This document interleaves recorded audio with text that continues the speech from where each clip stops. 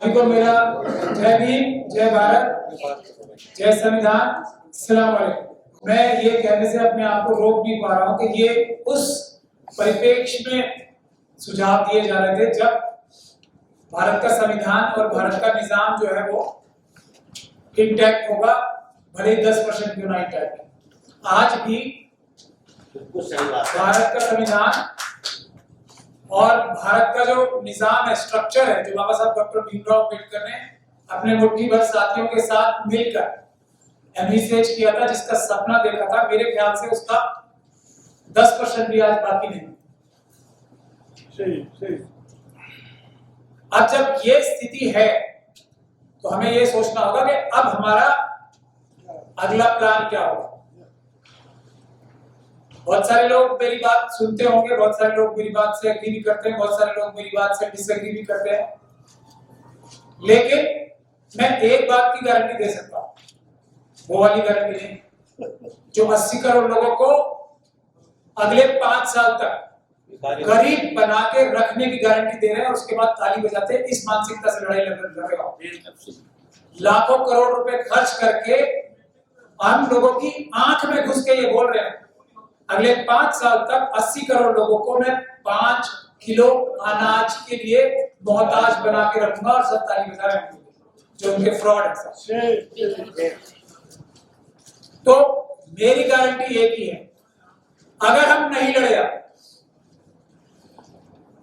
तो 1927 से पहली वाली स्थिति आ जाएगी। बाबा साहब डॉक्टर भीमराव अम्बेडकर ने जो जान हथेली पे रख के 1927 में 25 दिसंबर को काम किया, जान हथेली पे रख के। बाबा साहब को बहुत सारे लोग इंटेलेक्चुअल की नजर से देखते हैं कि वो पढ़े लिखे बहुत थे, समझदार बहुत थे, वो हर चीज का ऐसा सटीक सॉल्यूशन निकालने वाले थे, ये सब जानते हैं उनके बारे में। और मुझे ये बहुत हैरानी होती है कि उनका ये जो चरित्र था, ये जो उनका पर्सनैलिटी का एस्पेक्ट था, तो कि वो बहुत बड़े जुझारू और बहुत बड़े आंदोलनकारी थे, ये उनका जो है चरित्र जो है हाईलाइट नहीं हुआ है, और उसकी वजह से बहुत खराबियां हो रही।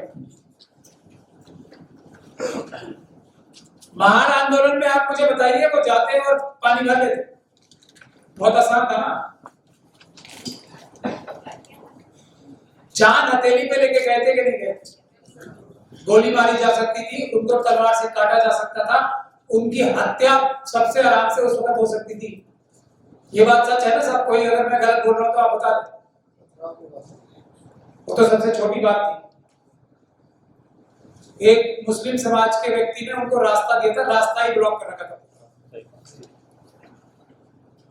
तो जान हथेली पे लेके उस समय 1927 में जब कोई साथ नहीं था, मुट्ठी भर लोग साथ थे, अगर हम वो नहीं सीखेंगे उनके चरित्र का हिस्सा, तो ये सब जो भी सजेशन, कलम, किताब, कोट, सबकी छीन ली जाएगी इस बार, और सबके आगे हांडी और पीछे झाड़ू बांध दी जाएगी। इस बात को जो भी नॉन सीरियसली लेता है वो शायद सच्चाई को देखने के लिए तैयार नहीं है। वो उस कबूतर की तरह आंख बंद के रखना चाहता है जो बिल्ली के आ जाने पे कमरे में अपनी आंख बंद करके ये सोचता है शायद बिल्ली नहीं है क्योंकि मैं उसे नहीं देख पा।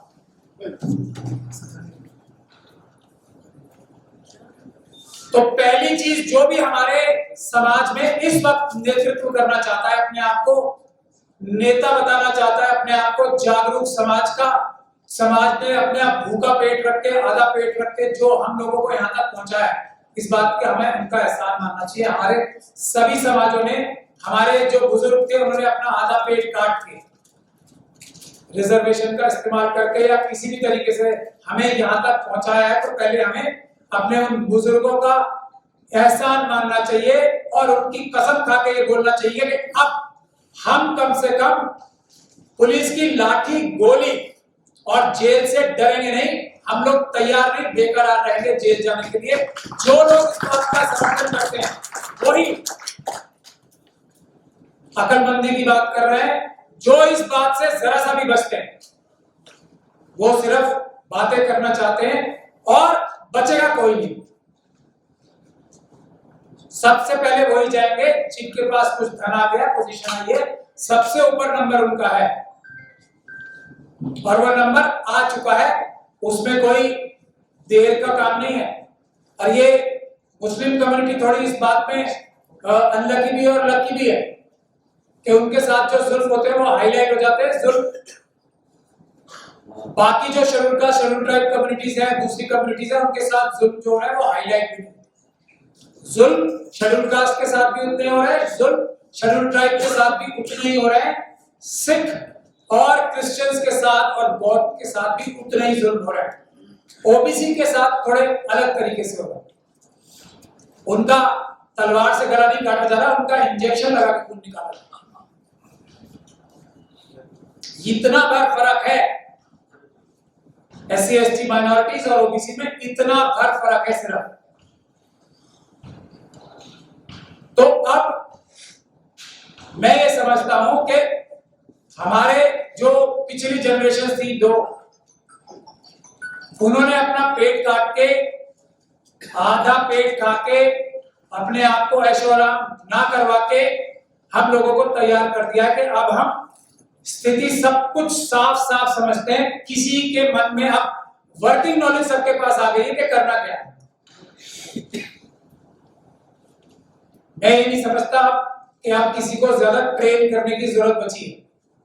मेरी बात थोड़ी बहुत सारे लोगों को नागावार गुजरती है, लेकिन तलवार और पानी यहां तक आ गया। अगर अब भी हम लोगों ने ये बात नहीं समझी तो हम कुछ नहीं कर पाएंगे, कुछ नहीं कर पाएंगे और मारे जाएंगे सब। तो बात यह है कि अब करना कब है और करना क्या है और कैसे करना है, उसका समय आ चुका है। पहला काम,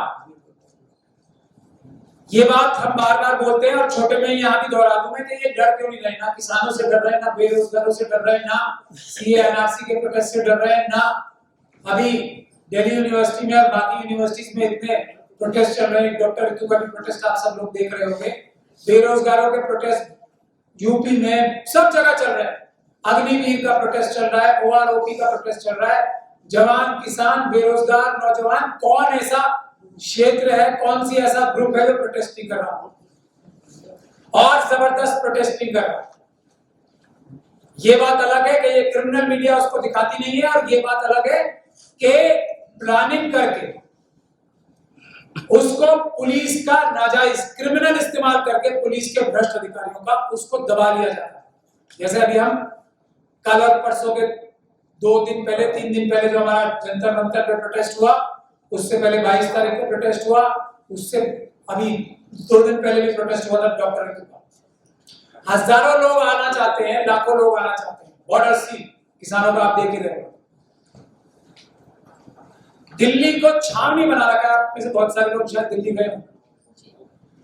कोई दिल्ली में ऐसी सड़क नहीं बची है जिसपे बैरिकेड्स न लगा रखे और कह रहे हैं कि किसानों के आने से असुविधा हो रही है दिल्ली के वासियों। किसान अभी 300 किलोमीटर दूर है और असुविधा पहले से तैयार कर रखी है। बॉर्डर, सिंगू बॉर्डर, सारे बॉर्डर ब्लॉक कर दिए, किसी को ना अंदर आने दे रहे हैं, बाहर जाने दे रहे हैं। ये अपनी क्रिमिनल मीडिया के माध्यम से नैरेटिव इनका बिल्ड करना हमें रोकना पड़ेगा।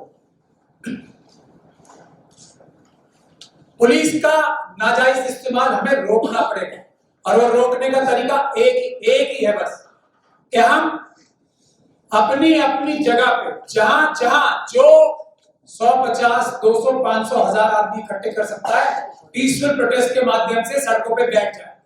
अगर हम ये नहीं करेंगे अब, तो मेरी बात याद रखिएगा, मैं कल रहूंगा क्योंकि मेरा हिट लिस्ट पे बहुत ऊपर। मैं आपको ये बताना चाहता हूँ कि उनके विरुद्ध चुनाव में उतर रहा है, क्या उनके एजेंडा में ईवीएम को खत्म करने का, बैन करने का उनके उसमें है? क्या वो एजेंडा में कौन सी पॉलिटिकल पार्टी के उसमें है? वो हम यहाँ पे जितनी मर्जी बातें करते रहेंगे। कांग्रेस ने कहा है कभी कि हम ईवीएम को बंद करेंगे? ईवीएम को तो लाने वाली कांग्रेस है। क्या आम आदमी पार्टी ने कहा है कि हम ईवीएम को बंद करेंगे? तो what kind of talk is going on here? उनके एजेंडा में डरवाओ ना इसको, अगर डरवा सकते हो तो। एक भी पॉलिटिकल पार्टी, और वो बेईमान पॉलिटिकल पार्टी बीजेपी भी ऐसी नहीं है जो ईवीएम का विरोध ऑफिशियली ना करती। एक भी पॉलिटिकल पार्टी ऐसी नहीं है। पहले मैं बीजेपी की बात आपको बता दूं, खुद हमारे आज के प्रधानमंत्री जी इसका विरोध करते हैं थे। आज उनके हाथ में वो तलवार आ गई है तो उससे फायदा उठा रहे हैं। सुब्रमण्यम स्वामी जी ने पिटीशन डाली, जिसमें ये तय हुआ 2013-14 की जजमेंट में कि वीवीपैट का वोट ही असली वोट है, उसके अलावा कोई वोट ही नहीं है। और एक नरसिम्हा उनका नाम याद नहीं, उन्होंने किताब लिखी, आडवाणी जी ने अपोज किया, ये भारतीय जनता पार्टी। 2018 के वर्किंग कमेटी में जब राहुल गांधी जी कांग्रेस के प्रेसिडेंट थे, ये साफ साफ रेजोल्यूशन पास है कि चुनाव सिर्फ और सिर्फ बैलेट पेपर से होगा। 2018 की वर्किंग कमेटी के रेजोल्यूशन में आप कहेंगे तो मैं अपने ऑफिस से मंगा के आपको दे दूंगा व्हाट्सएप। उसके अलावा अरविंद केजरीवाल जी के एक विधायक हैं जिन्होंने दिल्ली असेंबली में ईवीएम का प्रदर्शन किया था, ये कहते हुए कि ईवीएम फ्रॉड है। अभी 4 दिन पहले दिल्ली की असेंबली में राजेंद्र पाल गौतम जी जो यहाँ जाने वाले थे, किसी वजह से नहीं आए, उन्होंने असेंबली में ये बात उठाई थी और चीफ मिनिस्टर साहब ने उसको समर्थन किया था और बोला था ईवीएम हमारा पहला इशू है। मायावती जी ने ईवीएम के बारे में बोला है, ईवीएम से चुनाव नहीं होने दिए जाएंगे। अखिलेश यादव जी ने बोला, लेकिन पूरे दुनिया के सारे कॉन्स्टिट्यूशन कोर्ट्स ने बोला ईवीएम फ्रॉड है और पेपर बैलेट से चुनाव होने चाहिए। लेकिन इसका सबसे ज्यादा नुकसान बहुत सारे लोग ये कहते हैं कि पॉलिटिकल पार्टीज को होगा। मैं ये आपको बताना चाहता हूं, इसका सबसे ज्यादा नुकसान देश की जनता को होगा। और देश की जनता का इलेक्शन है, election commission, prime minister, chief justice of India हमारे नौकर हैं, उनको हमारी बात माननी पड़ेगी। और जब तक ये हमारे अंदर अज़्म नहीं होगा, ईवीएम से चुनाव होगा और उसके बाद हम सब लोग गुलाम बनेंगे। मैं ये आपको बताना चाहता हूँ। मैं आपको बता रहा हूँ ना, ये बात सही है, ये बात सही है। क्यों नहीं आती? आप लोग उन पे प्रेशर क्यों नहीं डालते? आप एग्जैक्टली हम लोग यही काम तो कर रहे हैं। और अब आपने देखा कि 22 में मैं बिल्कुल इस बात से इत्तेफाक रखता हूँ, 100% इत्तेफाक रखता हूँ इस बात को कि जनता जितना प्रेशर डाल रही है, पॉलिटिकल पार्टी सड़कों पे आ रही है, कांग्रेस पार्टी के सारे लोग, मैं खुद यूथ कांग्रेस के ऑफिस जाके प्रदर्शन करके आया हूँ 22 तारीख को, इसी जब हम अरेस्ट हुए थे, दिग्विजय सिंह जी भी अरेस्ट हुए थे। तो ऐसा नहीं है। दूसरी बात अब यह है कि शायद आप लोगों के बहुत से लोगों के मन में होगी कि टाइम नहीं है और कानून में बदलाव लाना पड़ेगा। वो क्लैरिफिकेशन देने के लिए मैं 10 मिनट मांग रहा था, लेकिन मैं 2 ही मिनट में बता देता हूं। आज की तारीख में जो भारत का कानून है, आज की तारीख में एज ऑफ नाउ टुडे, वो ये कहता है कि चुनाव पेपर बैलेट से होने चाहिए। ये बात मैं पिछले 1 महीना हो गया मुझे कहते हुए, और मैं चैलेंज दिया है ओपन डिबेट के लिए अटॉर्नी जनरल साहब को, सॉलिसिटर जनरल साहब को, प्रधानमंत्री मोदी जी को, लॉ मिनिस्टर को और इलेक्शन कमीशन के तीनों मेंबर्स को कि आप आओ और मुझसे डिबेट करो। आज की तारीख में पहला चॉइस इलेक्शन कराने का पेपर बैलेट है, second option, alternative option EVM है आज की तारीख में। तो कानून में कोई तब्दीली की जरूरत ही नहीं है, कोई चेंज करने की आयोता भी, एक कॉमा लगाने की भी कानून में चेंज करने की जरूरत नहीं है। अपने दिमाग से बात साफ करें, पहली बात। दूसरी बात, अगर किसी को इलेक्शन लॉ के बारे में जानकारी हो तो मैं आपको अभी अपना बैग मंगा के प्रोविजंस भी दे दूंगा। मैं रास्ते में पढ़ते हुए आ रहा था तो मेरे पास बैग में है भी, अगर कोई जानना चाहे तो। सेक्शन 62 पढ़ लें, ज्यादातर लोगों को उससे ही क्लैरिटी आ जाएगी। Representation of people's act of 1951 में कोई भी बात जो मैं लोगों को आम भाषा में समझाने के लिए बोलता हूं तो ऐसा ना समझा जाए कि वो लॉजिकल नहीं है, लीगल नहीं है, कॉन्स्टिट्यूशनल नहीं है। जो भी बात मैं आम लोगों की जबान में समझाने के लिए बोलता हूं, it is always backed by solid legal, constitutional and scientific provisions, always. Otherwise, I do not utter a word without logic. ये मैंने बाबा साहब से सीखा। तो पहली चीज ये कि कानून में कोई तब्दीली नहीं करनी। दूसरी चीज ये टाइम, पूरा भरपूर टाइम, ईवीएम की तैयारी और पेपर बैलेट की तैयारी इलेक्शन से सिर्फ 15-16 दिन पहले ही हो सकती है, उससे पहले हो ही नहीं सकती, क्योंकि कैंडिडेट्स का पता ही 15 दिन पहले लगता है। तो किसी भी भुलावे में मत आए, किसी भी गलतफहमी में मत आए। ये आरएसएस के लोग एक भौकाल बनाते हैं हर चीज का। झूठा कि अब कैसे होगा, पार्लियामेंट खत्म हो गई, कोड ऑफ कंडक्ट लग गया, ये हो गया, वो हो गया। ये सब उनका फ्रॉड होता है। कोई भी बात आरएसएस और बीजेपी वाले बोले उसके आगे ना लगा के पढ़ना सीखे, आपकी सारी मुश्किलें, सारी क्लैरिटी आ जाएगी। ना लगा के पढ़ना सीखे। ये झूठ ही होगा, उनका नीजर रिएक्शन झूठ होता है, वो सोते सोते ही झूठ बोलेंगे। तो ये तो ईवीएम के बारे में हो गई बात। दूसरा, ये सुझाव 100% सही है कि हमें पॉलिटिकल पार्टीज के ऊपर दबाव बनाना चाहिए कि ईवीएम के लिए और बड़ी मात्रा में सड़कों पे आए हम लोगों के साथ, और वो आ रहे हैं, ऐसा हमारा प्लान चल रहा है।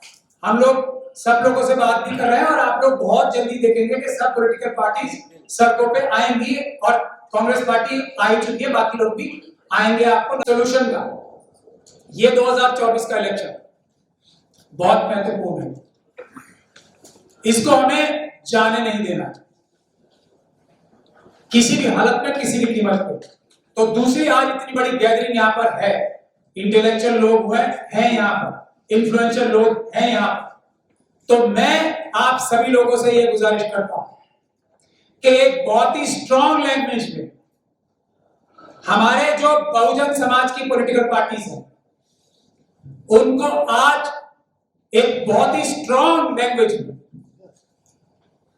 एक मैसेज इस सभा से भी जाना चाहिए कि किसी भी हालत में, किसी भी कीमत पे आरएसएस और बीजेपी के खिलाफ जो महाज बन रहा है उसके साथ कुछ ना कुछ अंडरस्टैंडिंग की जाए, कुछ ना कुछ ऐसी एडजस्टमेंट की जाए कि हमारे अपने, मैं यह बात के बहुत क्लैरिटी से बोलना चाहता हूं कि एससी/एसटी और माइनॉरिटीज के हक अधिकार इसलिए भी मारे जाते हैं कि हम लोगों को हमेशा ये बताया जाता है कि ये मत करो नहीं तो बीजेपी आ जाएगी।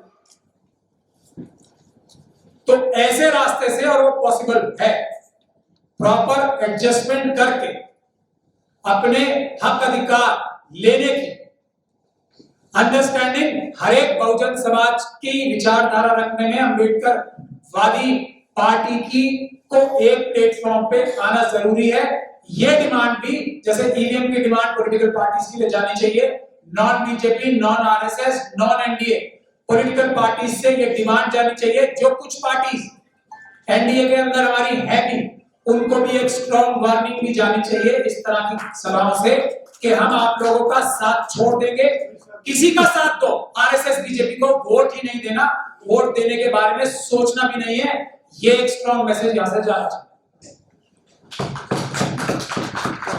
मुझे ऐसा लगता है कि बहन मायावती जी, मैं इसलिए नाम लेके बोल रहा हूं, अगर हम सब लोग मिलकर उनसे बात करें, पूरे देश में इस प्रकार की सभाएं हो रही हैं, अभी 4 दिन पहले हमने दिल्ली में भी की, अगर वो, और उनकी इज्जत करना मैं समझता हूं सब आरएसएस और नॉन बीजेपी पार्टीज की जिम्मेदारी है, जिसको शायद वो निभा नहीं रहे ठीक से, ये मैं ओपन मन से बोल रहा हूं, उससे बहुत नुकसान हो रहा है। तो हम एक प्रेशर और एक रेजोल्यूशन इस बात का भी पास करें कि उनके साथ रिस्पेक्टफुली उनसे बात होनी चाहिए और उनको भी इस कॉमन प्लेटफॉर्म पे किसी ना किसी शक्ल में लाना चाहिए।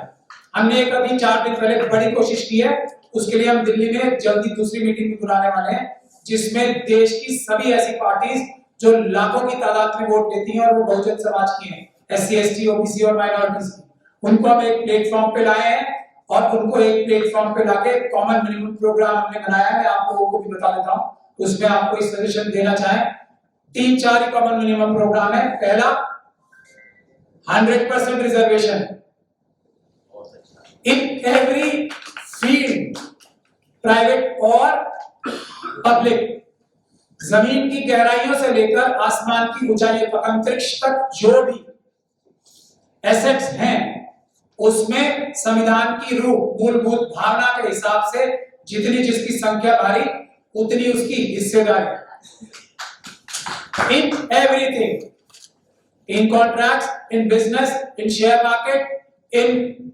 ministries, in secretaries, in bureaucracy, in judiciary, everything. और इन अ टाइम बाउंड फैशन, ये नहीं कि अभी आज हमने अनाउंस कर दिया उसके 50 साल बाद ये इम्प्लीमेंट होगा नाउ। दूसरा, जितने भी हमारे SC ST OBC और माइनॉरिटीज के कमीशंस हैं उनको कोर्ट के बराबर पावर्स, जो संविधान में लिखा हुआ है वो इंडिपेंडेंट ये सब ऑर्गेनाइजेशंस हैं। एक्चुअली कॉन्स्टिट्यूशनली उनके पास उतनी पावर्स हैं और होनी चाहिए जितनी सुप्रीम कोर्ट के पास है, जुडिशरी के पास। तो SC ST OBC और माइनॉरिटीज की सारी कमीशन जितनी भी हैं उनके पास जुडिशियल पावर्स और इक्वल टू जुडिशियल पावर्स, और इनके मेंबर्स जो होंगे वो अपने अपने समाज से इलेक्ट होके आएंगे डायरेक्ट वोटिंग से, ताकि किसी की नौकरी ना करनी पड़े उन्हें, किसी के नॉमिनेटेड ना हो वो आए, तो समाज का डर उनके सर पे रहे कि अगर हमने काम नहीं किया ईमानदारी से तो समाज कान पकड़ के निकाल दे। ये दूसरा। तीसरा, ईवीएम से चुनाव कभी नहीं होगा इंडिया में बैन। कोई भी चुनाव, कोई भी रेफरेंडम ईवीएम से कभी नहीं होगा, सिर्फ और सिर्फ पेपर बैलेट से होगा। ये चौथा उसमें सुझाव ये है कि जो संविधान के साथ धोखा करते हैं, संवैधानिक पदों पे बैठे हुए लोग खास तौर पे, उनको सख्त से सख्त कानूनी सजा का प्रावधान, लाइफ इम्प्रिजनमेंट का तक का। अगर कोई प्रधानमंत्री संविधान की शपथ लेके झूठ बोलते हैं 15 लाख का वादा जैसा, तो उनको उम्र कैद की सजा।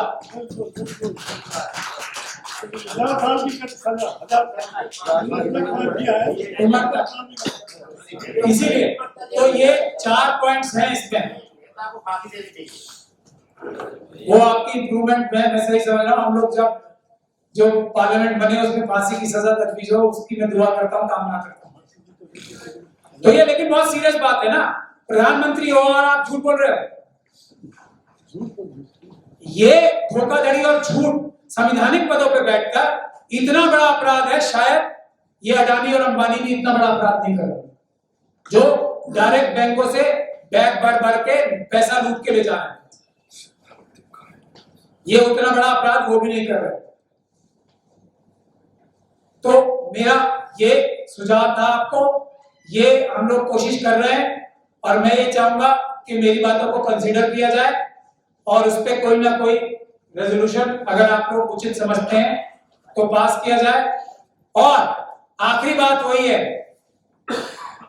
ये वॉलंटियर्स तय होने चाहिए कि जो जेल जाने के लिए तैयार है वही हमारे नेता है। बाकी इस वक्त किसी नेता की हमें जरूरत नहीं है। कोई कितना भी बड़ा इंटेलेक्चुअल हो, कितना भी बड़ा विद्वान हो, हमें जरूरत नहीं है। उनको पीछे बिठाइए, वो हमारी पीछे से मदद करेंगे। युद्ध में 3 तरह के लोग होते हैं। एक सबसे आगे लाइन होती है जो अटैक करती है, एक बीच में होती है जो डिफेंस के लिए होती है, अगर आगे वाली लाइन जो है खत्म हो जाए तो डिफेंस करती है। तीसरी एक वो होती है जो घरों में बैठ के रसद भेजती है। Thank you very much. फौजी बैकग्राउंड से तो ये 3 तय कर ले, लेकिन सबसे पहले लीडर वही होगा जो पहली कैटेगरी में आएगा। इस वक्त के लीडर वही है।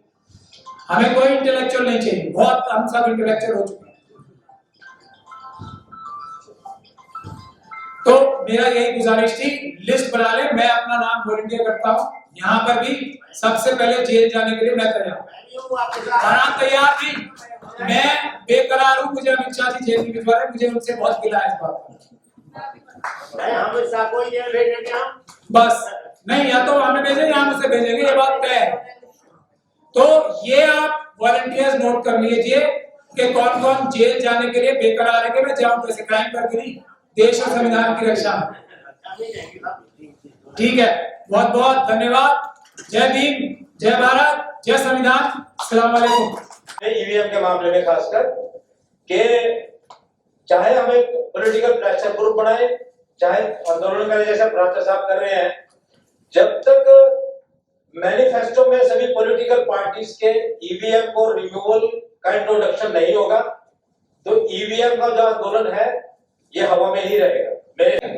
सर, जब तक मैं इनका जवाब दे रहा हूँ सेक्शन 62 पढ़िए, तब आपको सारे सवालों का जवाब ऑटोमेटिक मिल जाएगा। मुझे बोलना नहीं।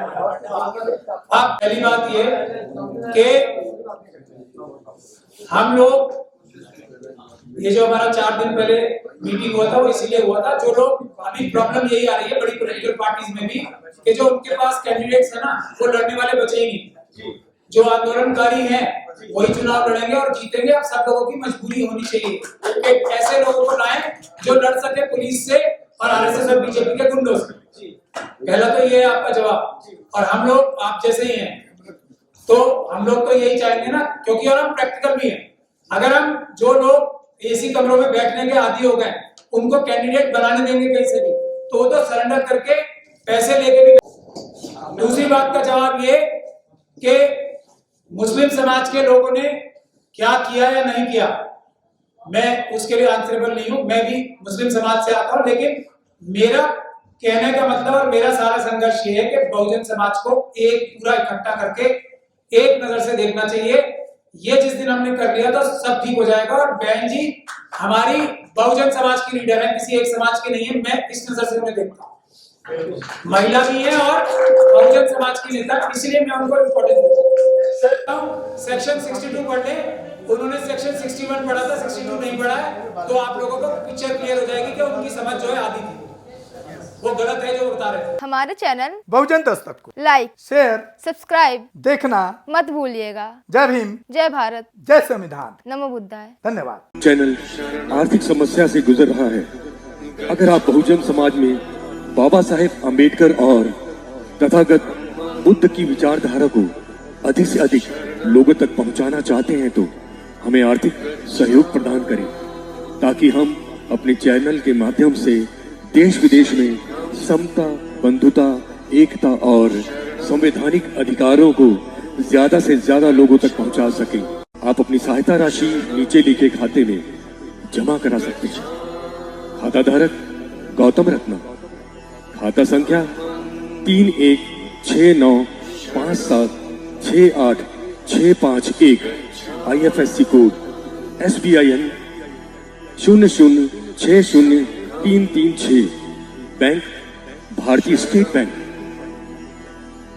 आप हमारे बैंक खाते का विवरण स्क्रीन पर भी देख सकते हैं। जय भीम, जय भीम। मैं गौतम रत्ना आपका बहुजन फिल्म प्रोडक्शन में स्वागत करता हूं और आप हमारे प्रोडक्शन हाउस के अंदर अपना कैरियर बना सकते हैं as a film director, as a producer and actor and actress and editor and cinematographer also. अगर आपको फिल्म से रिलेटेड कुछ भी प्रोजेक्ट आपको बनवाना है तो हमारे पास में पूरा सेटअप है, जिसमें फिल्म कैमरा है, शूटिंग लाइट्स है और एडिटिंग है।